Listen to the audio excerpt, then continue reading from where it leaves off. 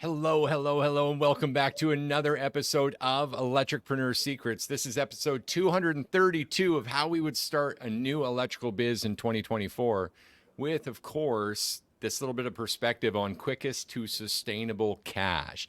I'm your host, Clay Newmeyer. With me, as always, my esteemed co-host, Joseph Lucani, and we are the Electripreneurs. Just a couple of master electricians with business addictions here and ready to serve. Welcome to our freemium program, Your Daily Coach Call.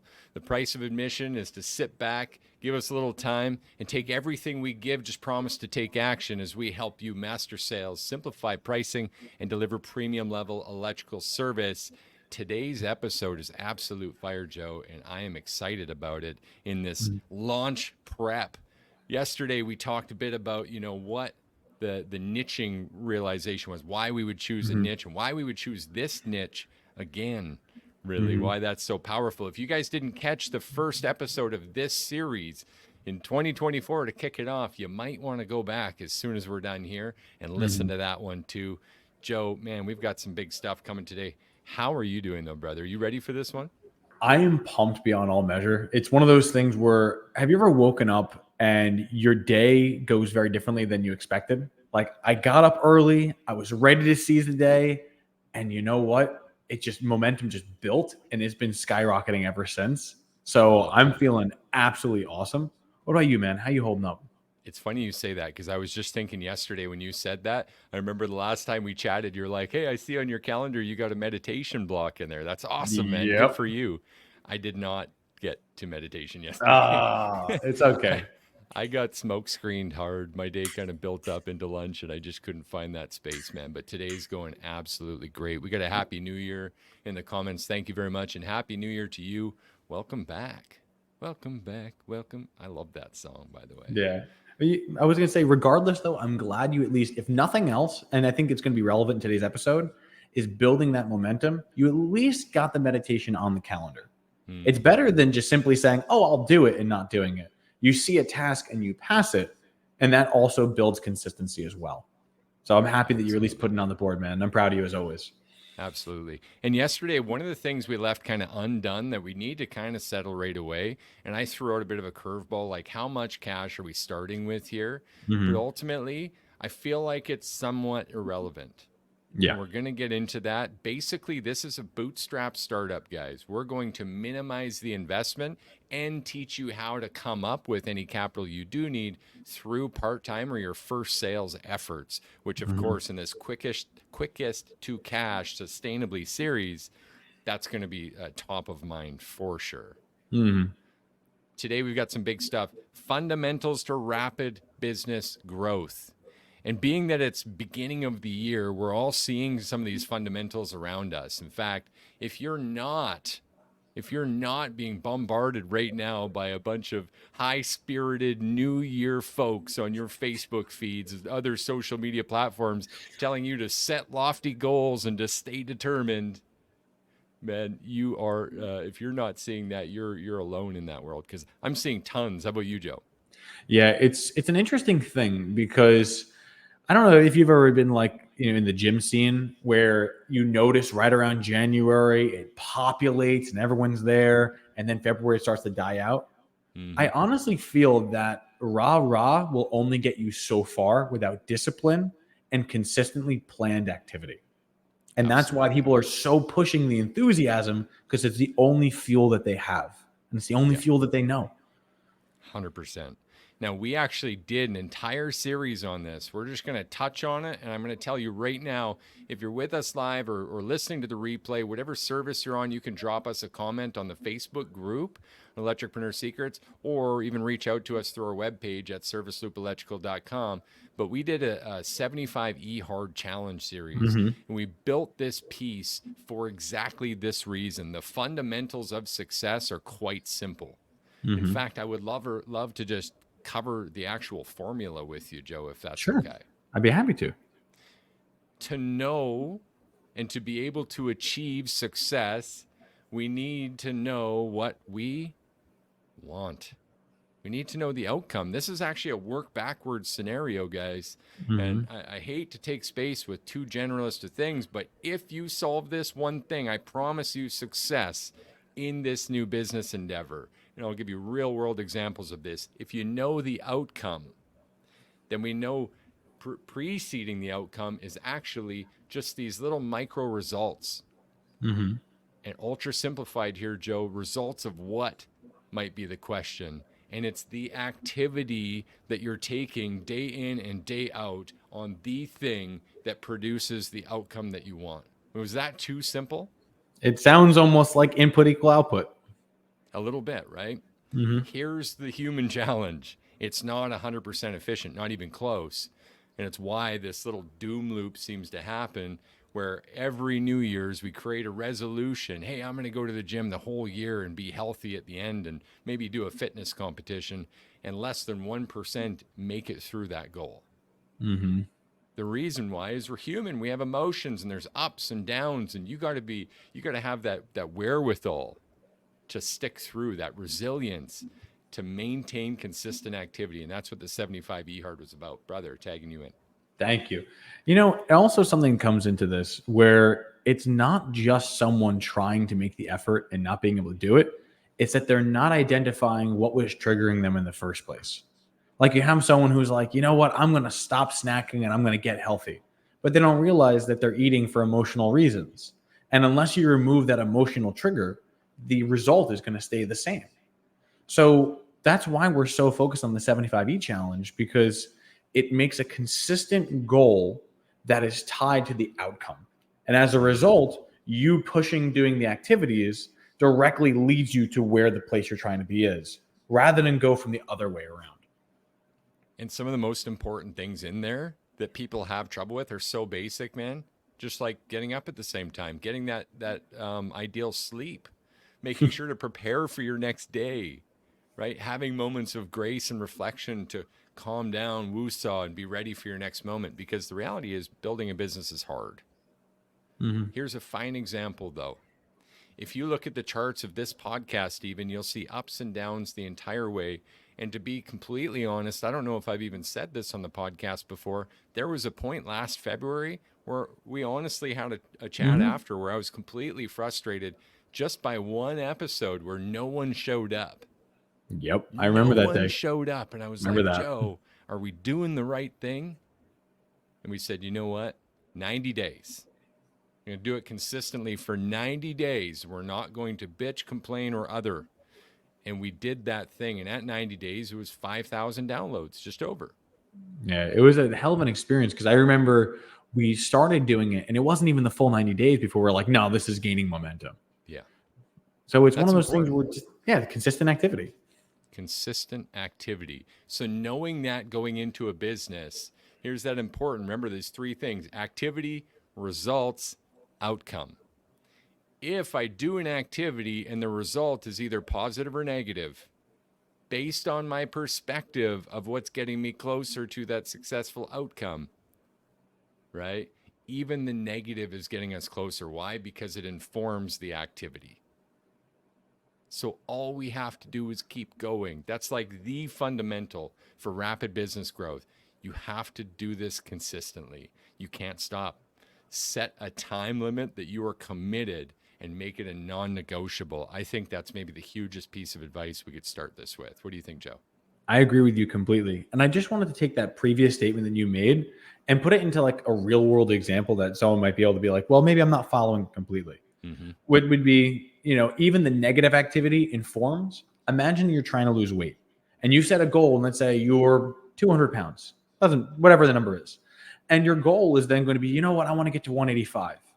But then you weigh yourself at the end of the week and you're 205. Mm-hmm. Yeah, it's a negative result, but that informs you to say, oh, my behavior is off, I should change that. Compared to never measuring for a whole month and then realizing you got to 215. I agree. That's a really good way to look at it. Yesterday, we chose a niche, and that's going to help us focus on branding efforts.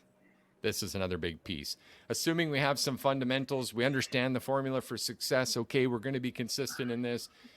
We got to have a name. We got to get a logo. We have to get this branding figured out. Now, doing that prior to understanding that niche, like we decided in the first episode, opens us up to have a very generalist approach. What do we think about generalists, Joe? The thing about a generalist is that whether it comes to coaching or whether it comes to just advice in general, is that it can come close to the target, but it never quite hits the mark because one size fit all doesn't fit with every business, let alone with every client. So if you're not listening to something specific, why would you take archery lessons from someone trying to throw an X? Yeah, It just doesn't make that's really sense. good. That's a really good way to put it. And by the way, I don't know if I linked this in, but as a fundamental, I would definitely be listening to some people in the niche that I'm choosing. 100%. It's why actually we built this podcast to be 5 days a week. Because it's our idea to be with you in the van, supporting you between the calls with some fresh motivation, inspiration, and education to help you every day be a little bit better, a little bit better, a little bit better. And if you keep that in your ear, you're going to continue to grow.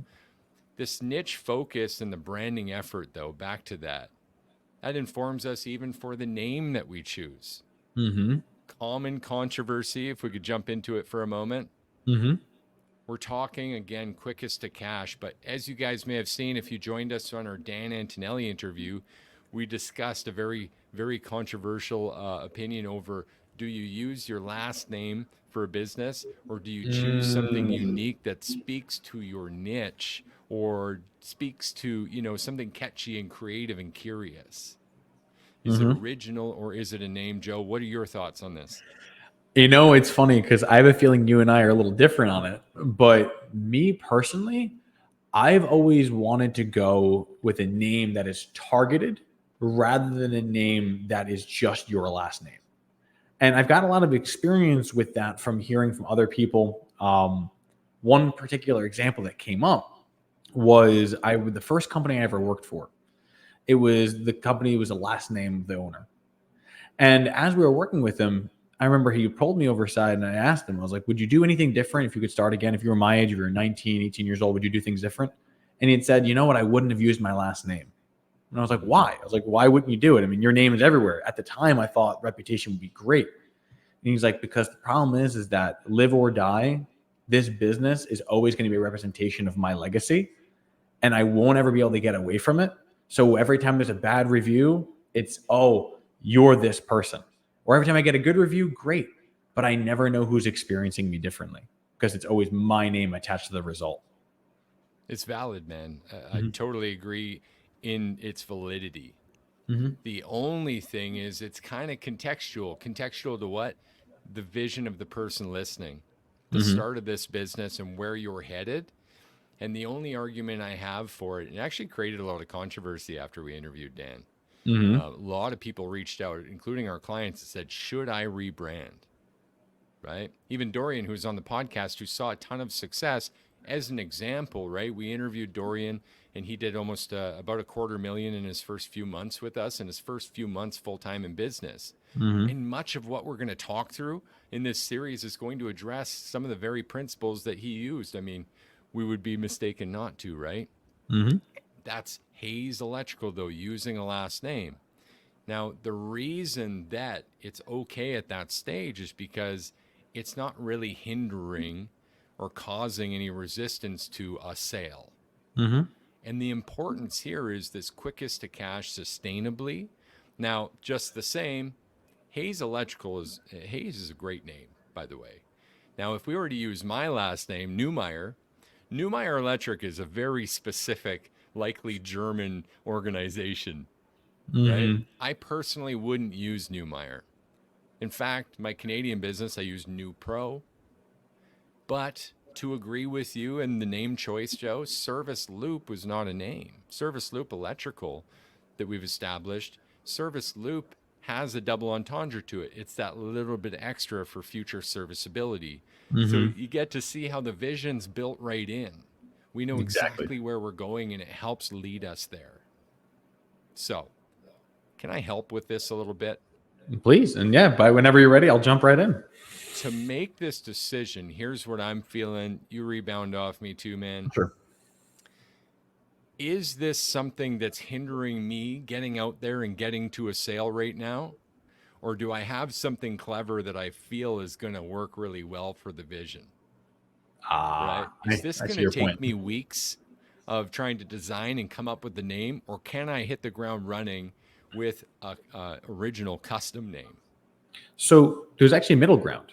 There's Okay. literally a way to do both. Right on. So whenever you get your license, I can only speak from a New York's perspective, is that whenever you get your license, they allow you to either have a DBA or business name. Mm, So whenever I started and I had my license, I was DBA Joseph Lucani.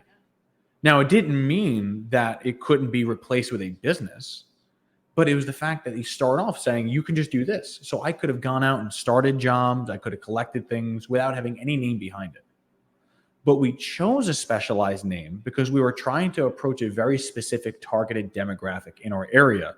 And we wanted everything we did to rally around that one demographic, which is why we shifted to the name Patriot. yeah, I love that. That's really good advice. DBA, of course, just meaning doing business as. Mm-hmm. And every business, corporation, entity has the right, reserves the right to create a DBA under its umbrella. It adds Mm-hmm. a slight tax complexity, but even as an established business, you can make a name change through that little gray area, that rule as well. And Mm-hmm. that's really helpful, Joe. I think we're going to run out of time to go too far beyond this, but let's quickly talk and tackle then the other sides of the branding in the last couple Sure. minutes, because the logo and the expertise around that design, I do Mm. feel it needs to be in the hands of professionals, Yeah. even in a bootstrap situation. So, you want to unpack that a little bit with me? I mean, Sure. what is your opinion on what level of investment a person should have into that logo design? So if you think about it, when you first start out and all you have is a van and a bunch of tools in the back, that van has to be seen as both your marketing and as your means of getting you to and from the job. It is your caravan, it is your life connection to the project. Nice touch. So if you think about it, like my first van was a 14-foot death machine. It was the worst van we could ever had. Like it would literally break every time we got it, but it was all we could afford. But the thing was, is that it was so successful because you had a huge canvas to put your information out there. Now, it should have it should have enough pop to it that if someone were to drive past it, they have a reason to look. So all text doesn't work. Licensed and insured doesn't work. Putting your number in small text or iconics doesn't work. But if you were instead going to change even your color scheme, even if it was just words in a different color scheme, that could be more effective than just Times New Roman on the side of your van. Absolutely. I love that. That's great advice. And I'm going to just add to that, man, and give Mm-hmm. people again some actionable advice for this one. Go back and listen to our interview with Dan Antonelli again, because he offers some great advice. Now, the only complaint people have about KickCharge, of course, is they're also a premium service provider, Mm-hmm. which means just like you, they're worth the investment. That said, sometimes there's a bit of a waiting list until they get to you, etc.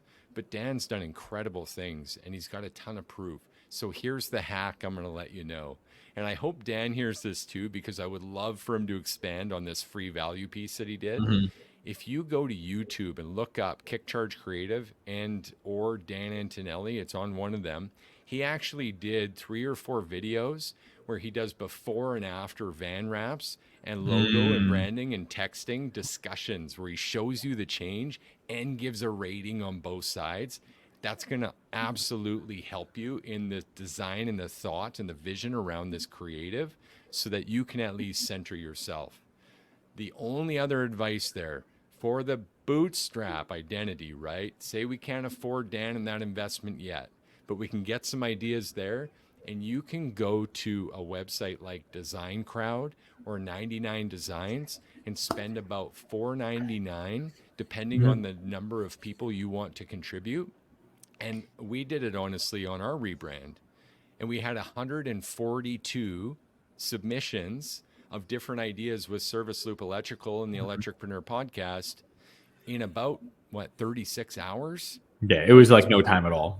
so if you're not quite clear on the idea, it's a great way to get a lot of ideas and get to see what you like and then chase that rabbit with a few integrations from there. You can even pit people against each other and they can't see it. It's a very interesting and a really aggressive and fast way to get that branding on point as soon as possible. I love it. Ooh. Did you have something to add to that, Joe? I, saw your I hand go did. up. And it was funny how you and I we were often on the same wavelength because you were like, well, you can just go and get your things. I remember getting vinyl printed. And the first time I ever wrapped my van, we wrapped it under a bridge during a rainstorm because we were so wanted to get it done. But there's one last thing about this that I feel would motivate someone to either say, I'm doing the full thing or I'm just going with the bootstrap budget. Mm-hmm. And that is, how does it make you feel in your confidence?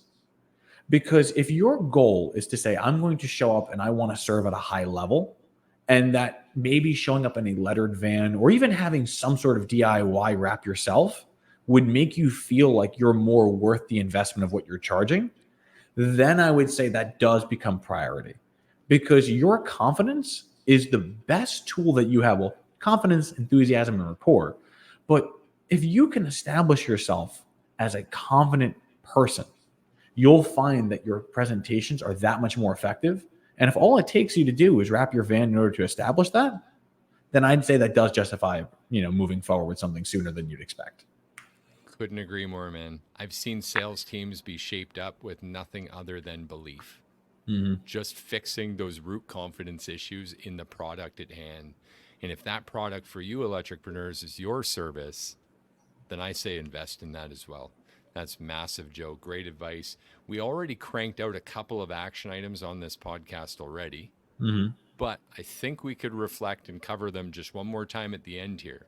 Sure. Now, the first one was about the fundamentals and the 75E hard and actually getting immersed in the language and the service providers around you. Mm-hmm. So, like this podcast, if you decided with us to be an electricpreneur, a premium service provider, then listening to this 5 days a week is absolutely going to help you launch, just like it did Dorian before he became a client. On the latter half, I think we gave some really actionable advice to the logo. Is there anything else you wanted to add to this? I mean, other than definitely consult someone who's a professional when it comes to logo design. But my personal belief when it comes to logos is that all it needs to do is simply have a head turn. If they were going to drive and someone were going to run parallel to you, is there anything that could snap them out of the fog that they're in to say, what is that? If your just color scheme or your character or any of your design is just enough to turn ahead, that is still far more effective than someone just having a lettered sign on the back. 100%, man. 100%. And I know we've done episodes on uniform before, but that ties into this too. And I'm going to end this podcast with this saying, this expression: people do business with people they know, like, and trust. Mm-hmm. Whether you're a last name or you're an original custom name, you need to be a face of this organization for now. You need to build that image up, and you need to have confidence, and it needs that credibility to cause the transactions to come through seamlessly. That's going to be so important, and it's going to carry you and your authority so far. Guys, this has been an extra long one. I have a feeling we might encounter a few of these, Joe. Mm-hmm. But this has been another great episode, the second in the series of how we would start a new electrical biz in 2024 on your launch prep, your logo and design here today, guys.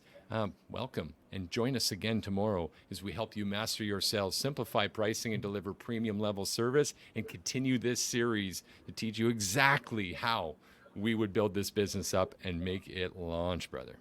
Can't wait to see you guys then. It's going to be awesome. Cheers.